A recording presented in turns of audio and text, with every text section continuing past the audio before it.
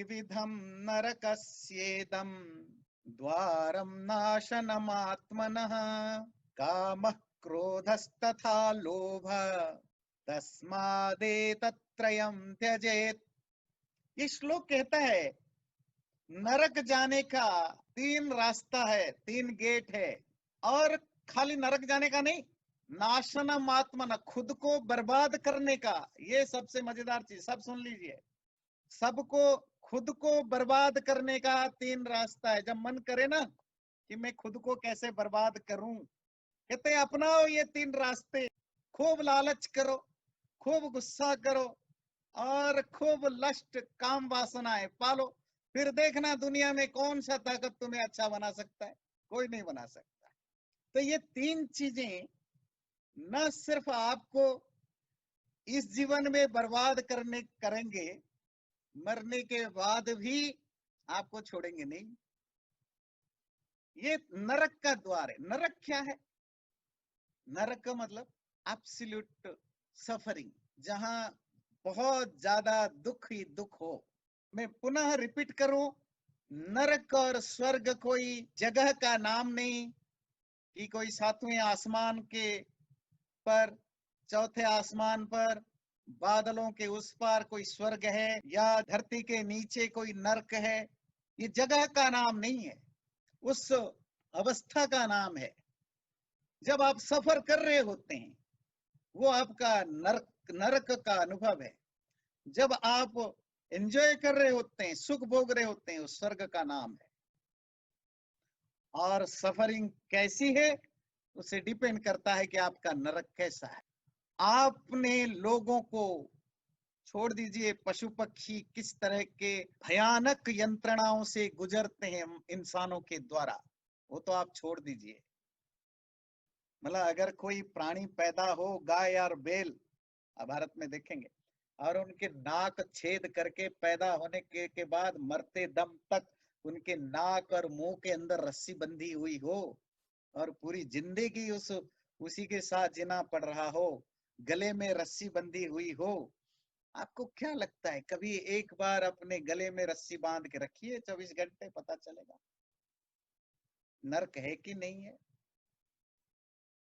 जब जानवरों के चारों पैरों को बांध के उनको पीटते हैं, मारते हैं, हलाल करो करते हो, पता करो।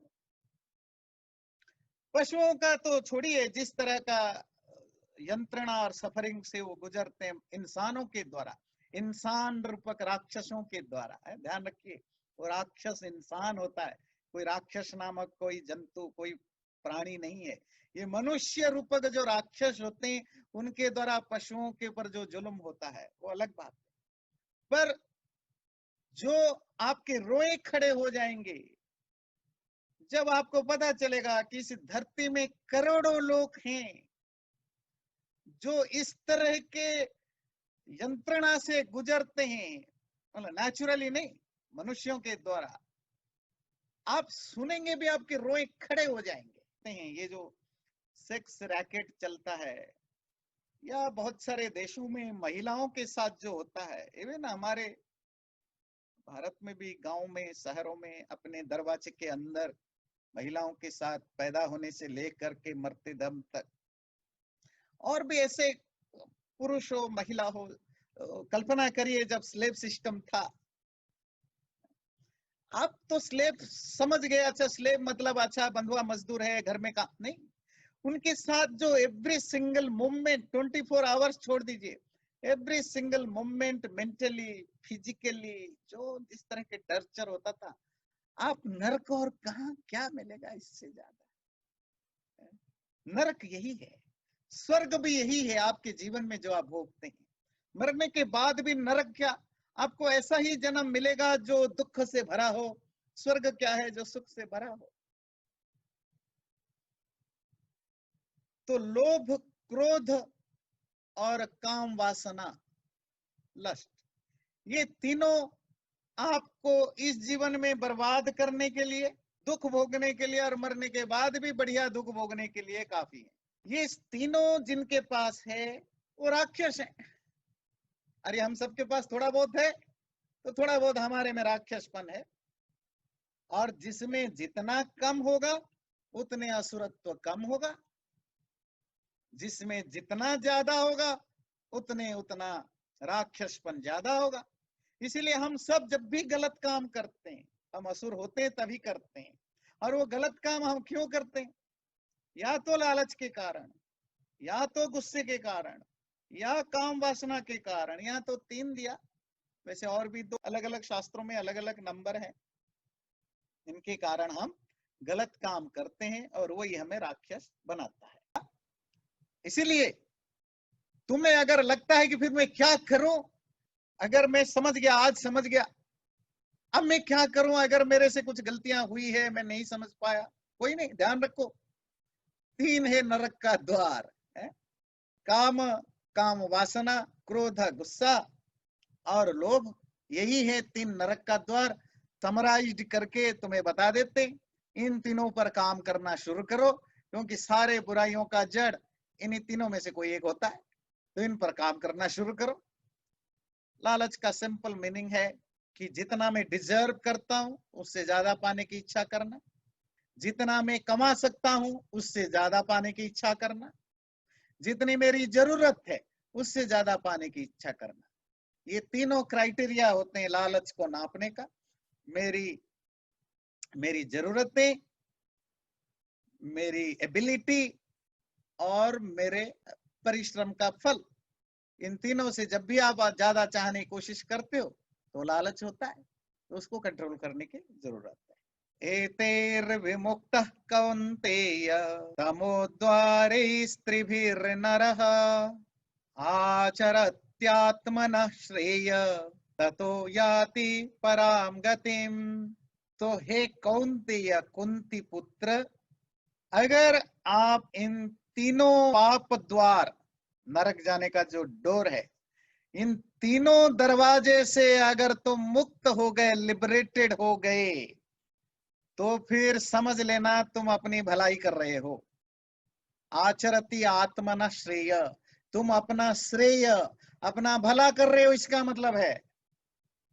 और क्या होगा? ततो याति पराम गतिम, और उससे तुम इस सुप्रीम स्टेट को प्राप्त करोगे।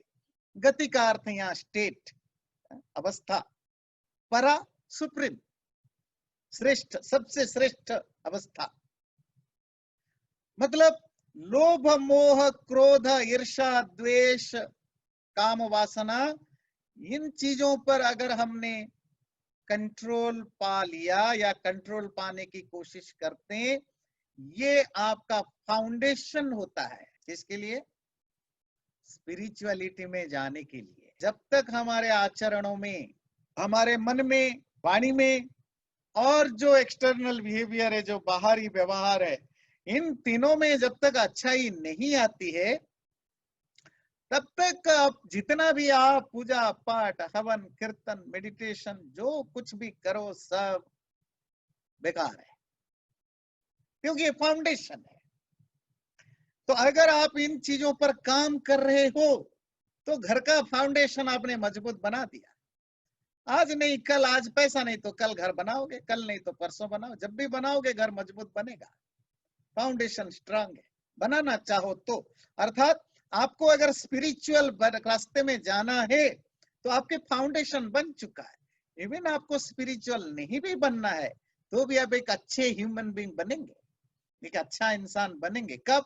जब आप इन चीजों पर कंट्रोल पा लेते हैं, ये जो लोभ मोह क्रोध वगैरह पर पा लेते हैं। हो सकता है शुरू में छोड़ना मुश्किल हो। एक चीज ध्यान रखना जरूरी है, जब भी हम बात करते हैं हम तो एब्सोल्यूट की बात करते हैं, फिर लोग घबराते हैं। भाई मान लीजिए मेरे अंदर कोई बुराई है और आपने कहा बुराई छोड़ दो तभी अच्छा होगा। बुराई तो छूट नहीं रही है, घबराने की बात नहीं होता है। क्यों छूट नहीं रही? मतलब आप सोच रहे हो कि 100% नहीं छूट रहा है। अगर आपने एफर्ट्स किया, 5% छूटा, जी हाँ 5% छोड़ सकता हूँ, दैट इज द बिगिनिंग। 5% छूटेगा तो 10 छूटेगा, 10 होगा तो 50 होगा, 50 होगा तो 100 होगा, 100 के चक्कर में एक भी नहीं करोगे तो कुछ भी नहीं मिलेगा। तो स्टार्टिंग पॉइंट तो हमेशा एक से ही होता है ना। तो जब आप इन चीजों से लिबरेटेड हो जाओगे तो फिर समझ लेना कि तुम अपनी भलाई कर रहे हो। इन चीजों पर कंट्रोल पाने का मतलब खुद की भलाई करना। और जब तुम खुद की भलाई करोगे तो न केवल इस जीवन में तुम्हें सुख शांति मिलेगी, नींद भी तुम्हें अच्छी आएगी, क्योंकि जब तुम बुरे काम करोगे, हो सकता है दूसरों की तरह तुम्हारे पास बहुत ज्यादा धन ना हो, बहुत लोग तुम्हें नहीं जानते हो, तुम्हारे पास बहुत ज्ञान ना हो, पर एक चीज तुम्हारे पास जरूर होगी कि तुम्हारी रात की नींद बढ़िया होगी, दिन भर तुम्हें बड़ी शांति मिलेगी, सुख ज्यादा मिलेगा। और जिसको पाने के लिए लोग करोड़ों अरबों रुपए खर्च करते, नहीं मिलता। कितने बाबा, ओझा, स्पिरिचुअल लीडर डॉक्टरों के चक्कर में पड़े रहते हैं, कुछ नहीं होता। कितने मेडिसिन खाते हैं, ये सब आपको फ्री में मिलेगा। सुख शांति, स्ट्रेसलेस लाइफ, टेंशनलेस लाइफ, तो ये सब चीजें आपको मिलेगा। और मरने के बाद भी आप अगर थोड़ी स्पिरिचुअल प्रैक्टिस करते तो मोक्ष पाने का रास्ता भी क्लियर होगा। तो इसका मतलब है कि आप अपने लिए भला कर रहे हो जब इन चीजों से छुटकारा पाने की कोशिश करते हो।